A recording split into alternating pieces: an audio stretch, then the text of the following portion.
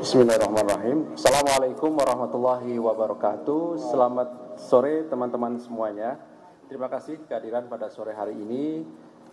KPK kembali akan menyampaikan perkembangan dari kegiatan penyidikan dugaan korupsi berupa gratifikasi dan juga tindak pidana pencucian uang terkait pengurusan barang ekspor impor pada kantor pelayanan bea cukai khususnya di Makassar. Sebagaimana yang sudah kami sampaikan kepada masyarakat bahwa terkait dengan perkara ini diawali dengan temuan LHKPN, data LHKPN KPK yang kemudian dikembangkan lebih lanjut pada proses-proses penegakan hukum. Pada proses penyidikan ini, setelah kami memeriksa kurang lebih hingga saat ini 33 orang sebagai saksi, maka pada sore hari ini kami akan mengumumkan pihak yang ditetapkan sebagai tersangka, sekaligus juga akan menyampaikan konstruksi perkara ini secara utuh dan lengkap termasuk pasal-pasalnya. Hadir sore hari ini pimpinan Pak Alek dan juga Deputi Pelaksana Tugas Deputi Penindakan Pak Asep. Nanti setelah dibacakan beberapa poin oleh Pak Alek, kami persilahkan teman-teman bisa bertanya lebih lanjut terkait dengan penanganan perkara dimaksud. Baik, kami silakan Pak Alek untuk membacakan poin-poin perkembangan dari proses penyidikan perkara tersebut. Ya, terima kasih Mas Alif. Yang saya hormati teman-teman dari media massa, baik cetak maupun elektronik. Pada hari ini, hari Jumat tanggal 7 Juli tahun 2023, kami akan menyampaikan informasi terkait penyidikan dugaan tindak pidana korupsi penerimaan gratifikasi dan tindak pidana pencucian uang terkait pengurusan barang ekspor impor pada kantor pelayanan bea dan cukai Makassar.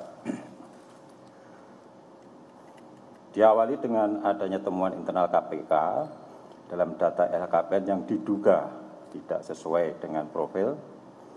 KPK kemudian melakukan penyelidikan untuk menemukan adanya dugaan peristiwa pidana korupsi.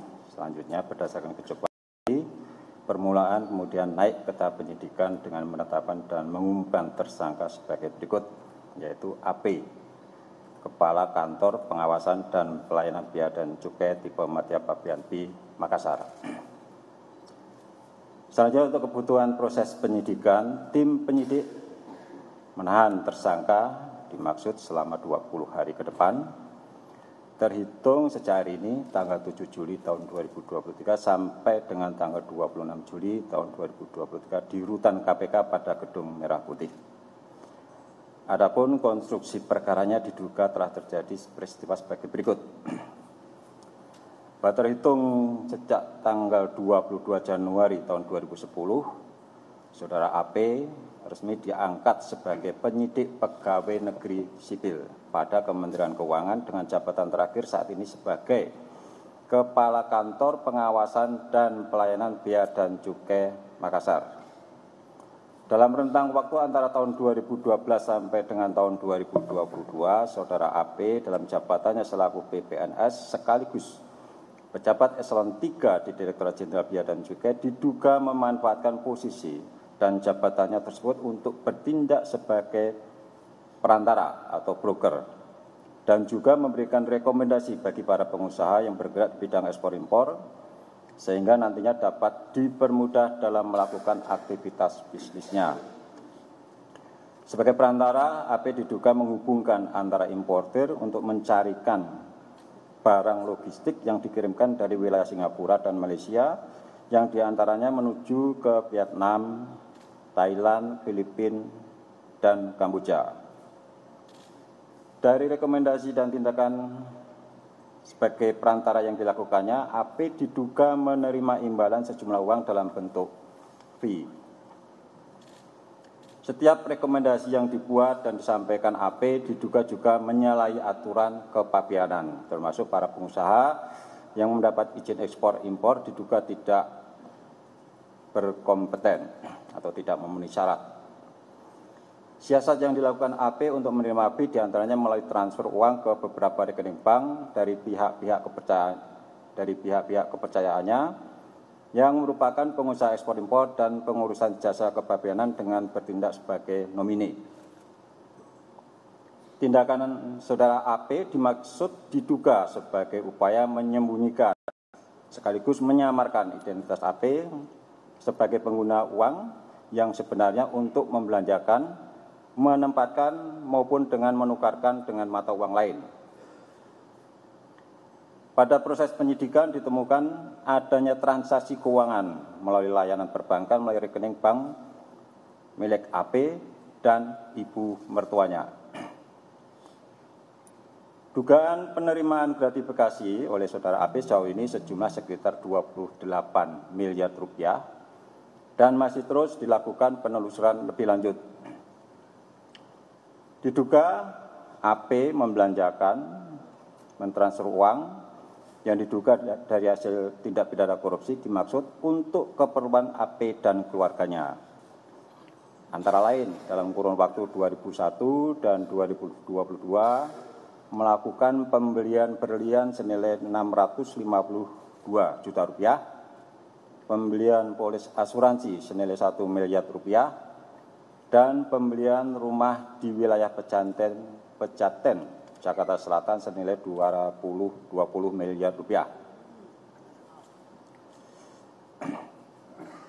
Selanjutnya AP disangkakan melanggar pasal 12B besar Undang-Undang Republik Indonesia Nomor 31 Tahun 1999 tentang pemberantasan tindak pidana korupsi sebagaimana telah diubah dengan Undang-Undang Republik Indonesia Nomor 20 Tahun 2021 tentang perubahan atas Undang-Undang Nomor 31 Tahun 1999 tentang pemberantasan tindak pidana korupsi.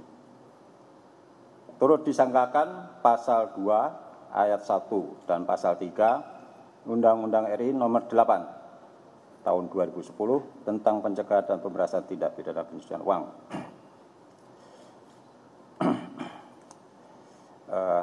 Teman-teman, mungkin AP ini untuk tersangka yang kedua, ya, menyangkut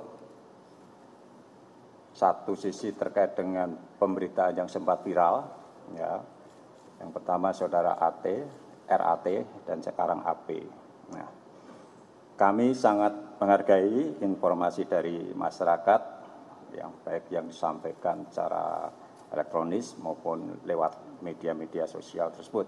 Nah, saya sering ditanyakan, apakah hanya pejabat-pejabat yang viral saja Pak yang dilakukan penindakan KPK? Nah, dan ada juga yang bertanya, kalau pejabat eselon 3 saja bisa menghimpun dana sedemikian besar, bagaimana dengan pejabat yang lain? Kan itu.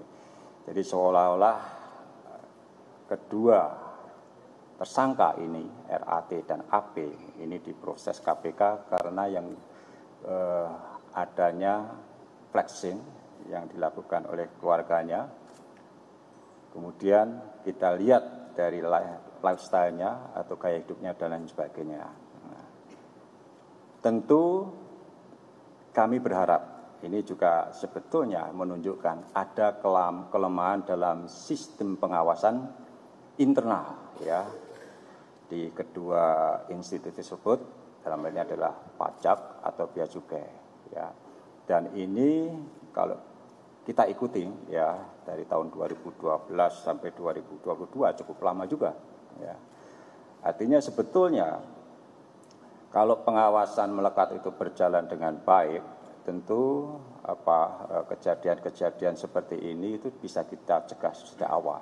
Jadi seorang pegawai yang secara normatif itu tidak mungkin bisa menghimpun kekayaan sedemikian besar, ya, dan kami meyakini ya, tidak mungkin rekan sejawat, atasan atau pimpinannya itu tidak tahu, ya kan? Jadi salah satu penanda atau red flags terjadinya suatu kecurangan atau dalam hal ini korupsi itu misalnya bisa dilihat dari gaya hidup, ya. Bagaimana dia pola konsumsinya, ya. Kalau seorang ASN atau penyelenggara negara mampu membeli rumah 20 miliar, tentu menjadi pertanyaan besar, dari mana yang bersangkutan mendapatkan penghasilan untuk membeli rumah sebesar itu? Apakah yang bersangkutan punya kegiatan usaha yang lain? Dan itu yang harus dibuktikan. Dan dalam proses penyidikan, ya untuk sementara diyakini bahwa sumber penghasilan untuk mendapatkan kekayaan itu berasal dari gratifikasi. Dan kami juga meyakini masih banyak sekali dari hasil pemetaan kami di LHKPN sebetulnya ya, banyak pejabat penyelenggara negara itu yang laporan LHKPN-nya tidak mencerminkan ya yang bersangkutan selaku ASN atau penyelenggara negara. Nah, pimpinan sudah meminta agar ya dilakukan pemetaan terhadap LHKPN terutama para penyelenggara negara yang menduduki instansi strategis ya, antara lain pajak, bea cukai, dan aparat penegak hukum ya, entah itu jaksa, polisi, dan hakim ya. Itu instansi strategis yang sangat rawan dalam penggunaan kewenangan yang dimiliki oleh mereka. Ya, kita bisa ya masyarakat sebetulnya bisa memotret ya, bisa melihat entah itu tetangganya kalau yang bersangkutan berprofesi sebagai penyelenggara negara dan lain sebagainya. Dan LHKPN itu kan dokumen yang sifatnya publik. Teman-teman bisa melihat dari sana dan memotret ya. Kalau ada penyelenggara negara memiliki bidang tanah, rumah yang jumlahnya puluhan, ya tentu sudah menjadi pertanyaan sebetulnya, gitu kan? Ya, menjadi pertanyaan dari mana itu yang bersangkutan itu mendapatkan kekayaannya. Dan kami juga menyoroti terkait ketidakpatuhan penyelenggara negara dalam melaporkan LHKPN, kan seperti itu. Ya, bagi para penyelenggara negara, apalagi yang menduduki pimpinan lembaga negara yang tidak atau belum menyampaikan LHKPN-nya, kami sebetulnya juga berharap pimpinan atau atasan yang bersangkutan itu juga bisa melakukan teguran, ya kalau perlu dicopot dari jabatannya sebagai salah satu bentuk sanksi ketidakpatuhan penyelenggara negara dalam penyampaian LHKPN. Jadi sehingga Pak LHKPN ini tidak dilihat sebagai ya sekedar laporan, tetapi seharusnya dilihat itu sebagai suatu kewajiban dan bentuk transparansi pejabat publik terhadap kekayaannya. Mungkin beberapa hal itu yang bisa saya sampaikan untuk diskusi dan pertanyaan, silakan. Baik, terima kasih Pak Alek yang sudah membacakan beberapa poin perkembangan dari penanganan perkara dimaksud. Satu orang sebagai tersangka sudah kami umumkan dan juga ditahan hari ini sampai nanti 26 Juli 2023 di Rutan Cabang KPK pada Gedung Merah Putih KPK. Baik, kami silakan 3 orang penanya. Oke, 1, 2, 3. Dimulai dari sebelah kanan saya, boleh silakan. Mas Chandra ya? Oke, silakan Mas.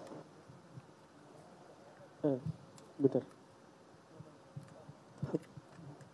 Yang menanya, dari kemarin kan kalau pengembangan kasusnya dari hasil-hasil riksa disebut bahwa barang dan rekening terkait pencucian uang Pak AP ini dikelola atau digunakan oleh keluarganya.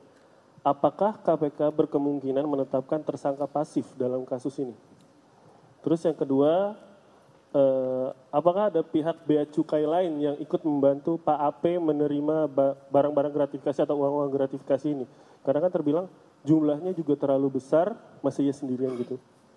Terus yang ketiga, apakah mungkin ada penerimaan gratifikasi ini untuk meloloskan barang ilegal yang seharusnya tidak boleh masuk ke Indonesia? Karena kan bea cukai harusnya mencegah barang-barang ilegal itu masuk. Terus keempat, terkait bea cukai juga, kan ada juga Pak Eko Darmanto yang juga naik ke penyelidikan karena pemeriksaan LHKPN.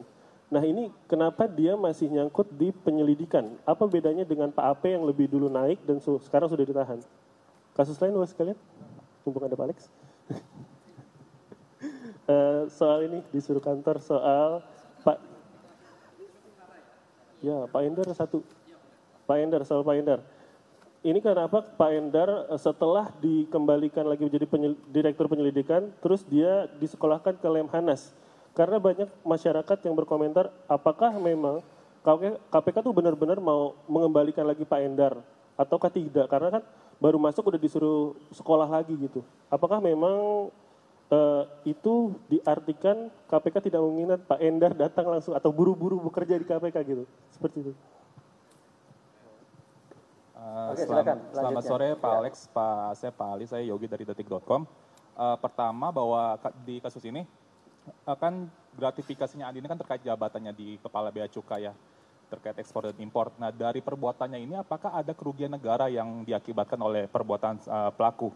Kemudian yang kedua, hari ini juga KPK memeriksa istri dari Andi Pramono dan terkait keterlibatan istrinya Andi Pramono mungkin di kasus pencucian uangnya Andi Pramono ini apakah sudah terendus, apakah sebagai pelaku pasif, pelaku aktif atau seperti apa? Dan yang ketiga sebenarnya nilai TPPU-nya dari Andi Pramono itu sebenarnya ada kisarannya, sudah ada berapa kisaran yang didapat ke KPK. Dan di kasus lain izin soal kasus pelecehan istri tersangka oleh pegawai rutan sejauh ini seperti apa perkembangannya? KPK kan sebelumnya mengatakan membuka peluang untuk melimpahkan kasus itu ke kepolisian. Nah perkembangannya seperti apa? Terima kasih.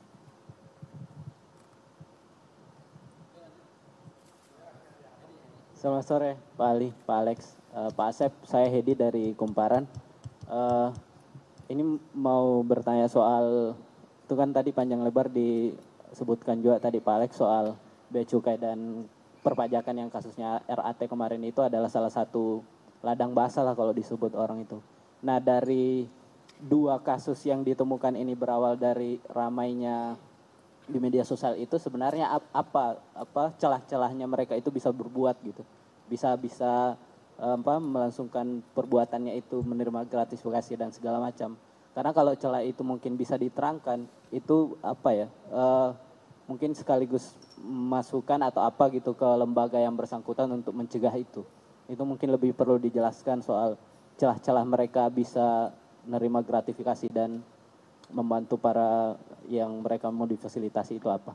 Terus yang ini lebih detail mungkin lebih spesifik yang soal rumah tadi disita itu apakah benar yang ramai di media sosial itu yang rumah besar itu Pak Ali. Terus yang ini khusus ke Pak Ali mungkin yang soal laporan ke Dumas itu Pak, yang soal Bupati Bandung katanya dilaporkan itu terkait kasus apa ya? Makasih. Selamat sore Mas Ali, Pak Alek dan Pak Asep. Saya Niam dari Kompas.com. Izin mau menanyakan.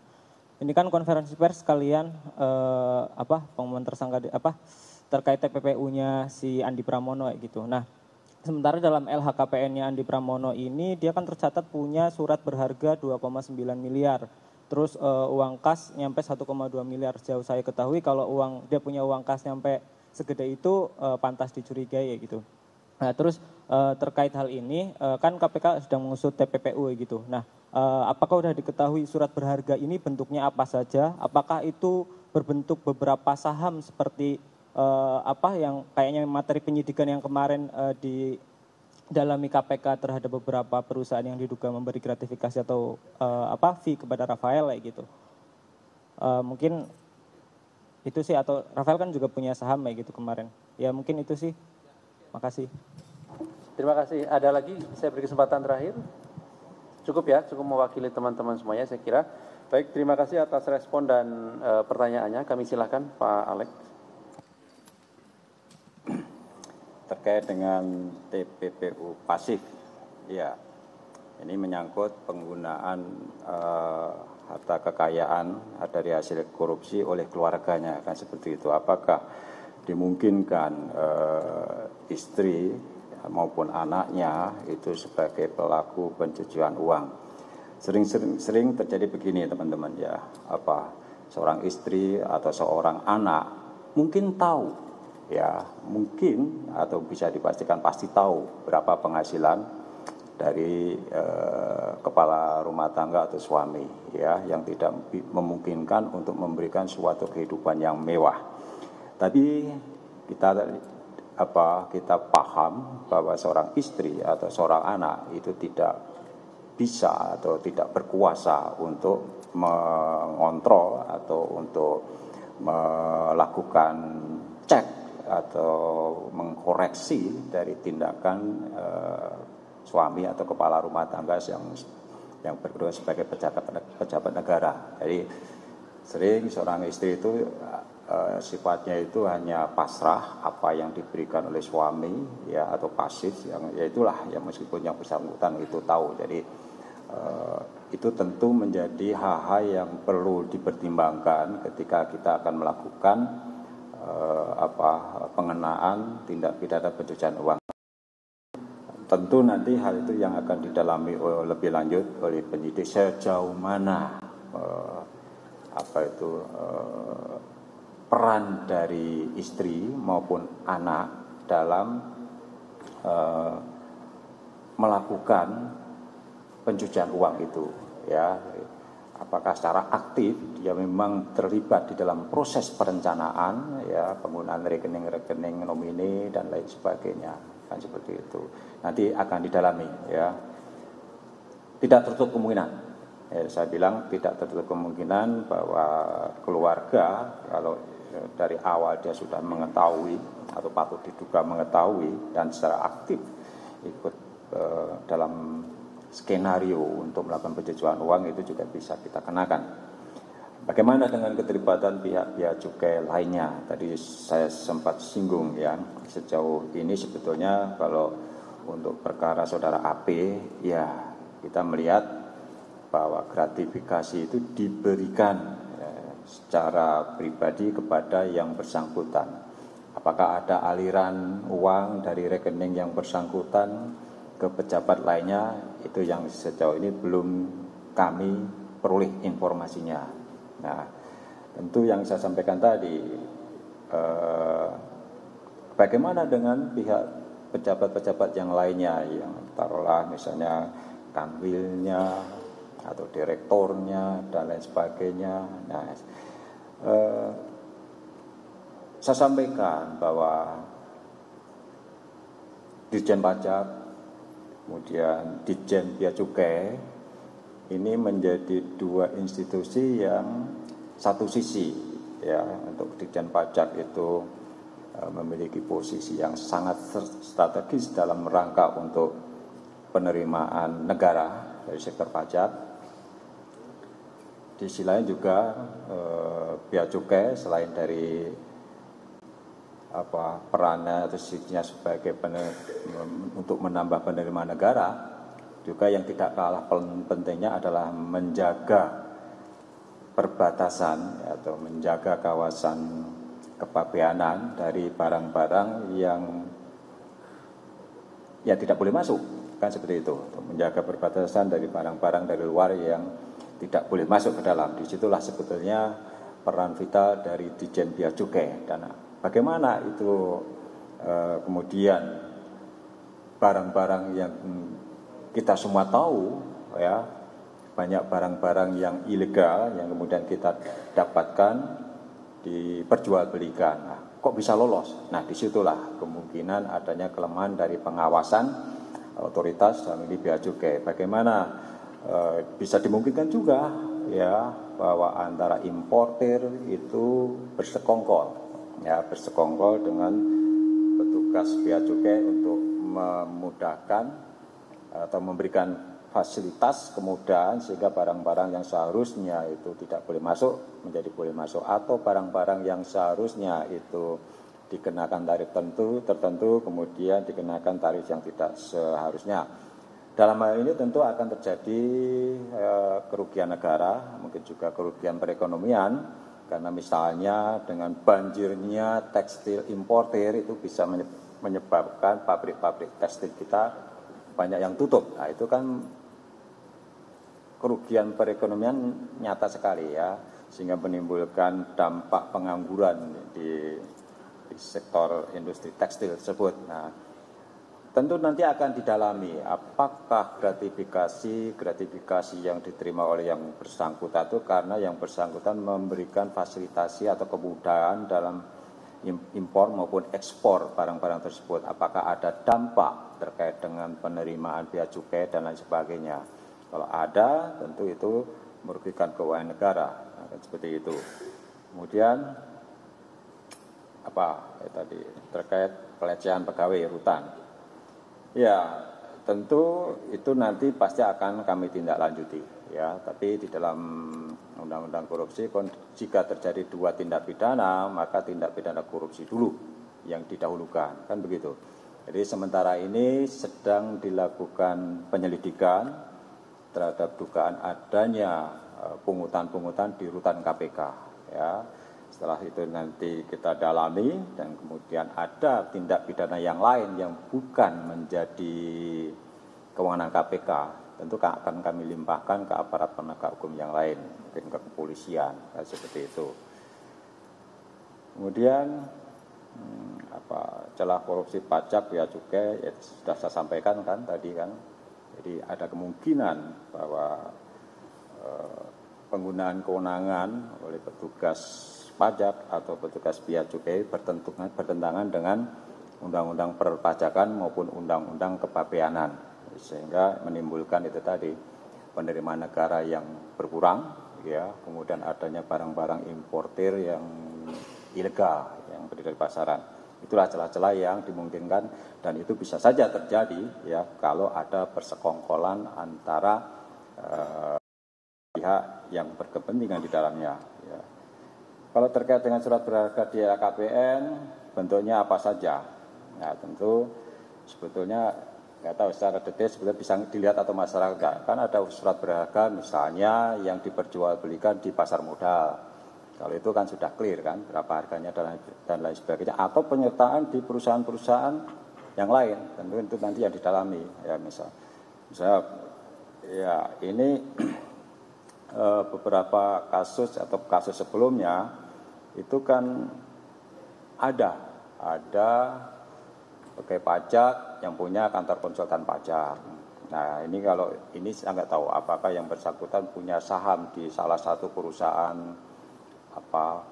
forwarding atau perusahaan ya, perkapalan atau perusahaan yang mengurus jasa ekspor impor. Nah kita belum tahu bentuk surat berharganya itu seperti apa. Tetapi kalau yang bersangkutan memiliki perusahaan-perusahaan yang ada kaitannya dengan kepabeanan, tentu itu pasti akan menimbulkan konflik kepentingan, ya. Dan ya saya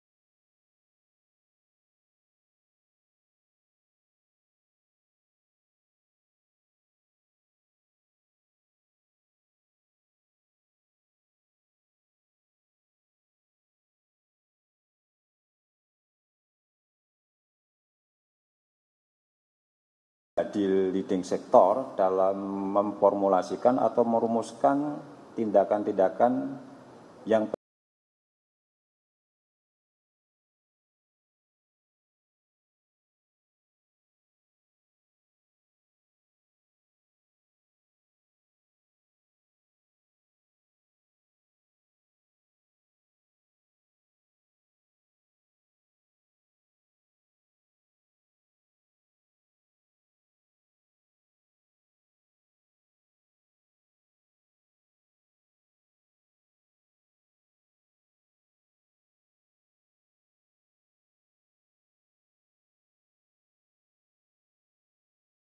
regulasi menyangkut pencegahan korupsi.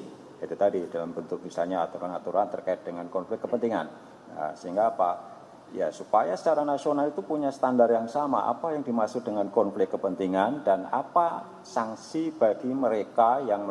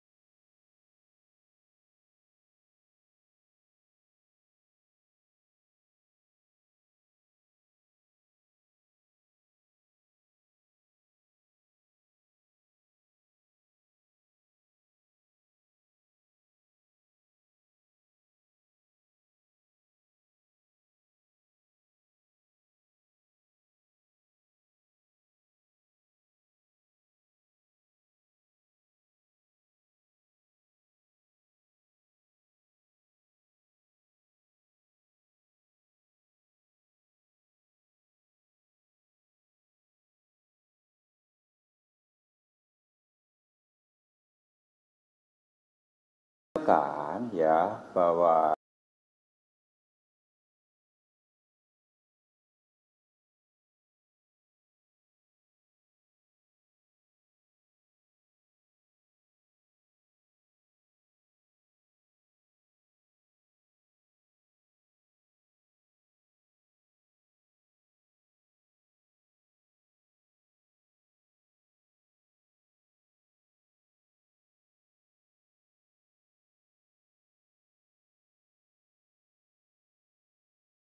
tanggal 29 Maret ya kan pemberhentian saudara EP itu kan per 1 April. Jadi seolah-olah surat Kapolri lebih dulu terbit. Nah, itu kami menghargai surat Kapolri dan dalam pembahasan tersebut kami juga menyampaikan kepada Kapolri bahwa proses rekrutmen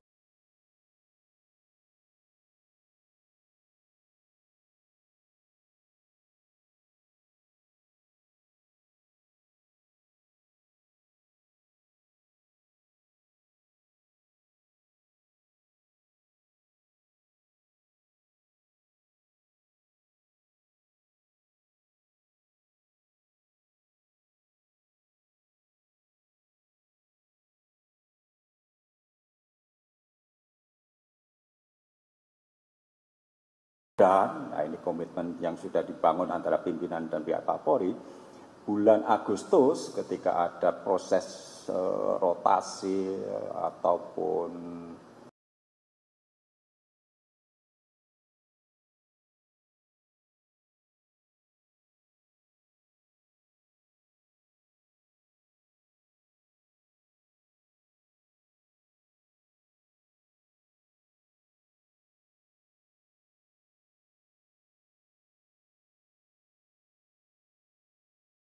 mengikuti proses seleksi.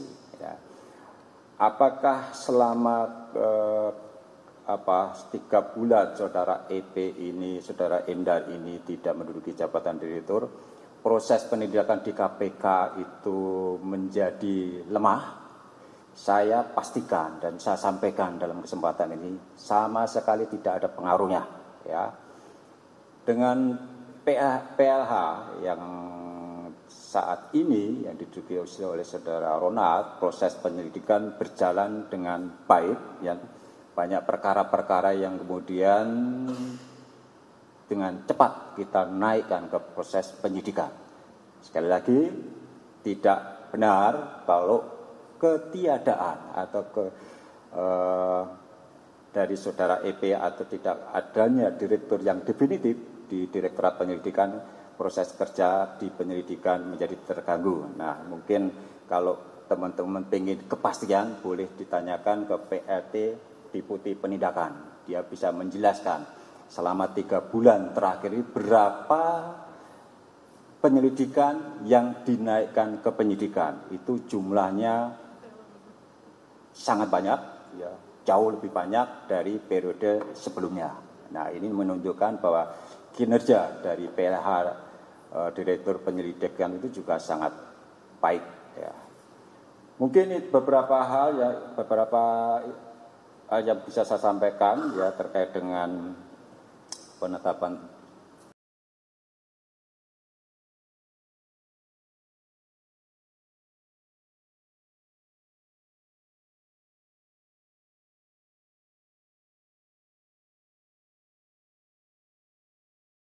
sampai kalau tidak salah Oktober, ya.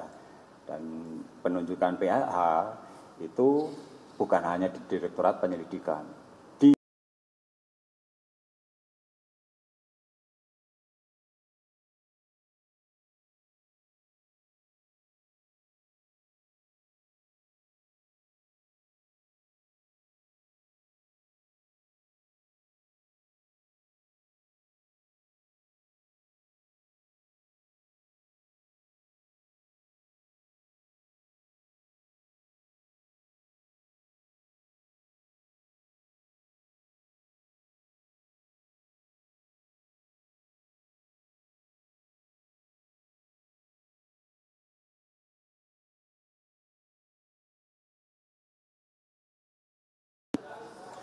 Oppo. Oh, yang Bandung ya, ya baik. Yang Bandung apa yang Bandung? Masih di pengaduan.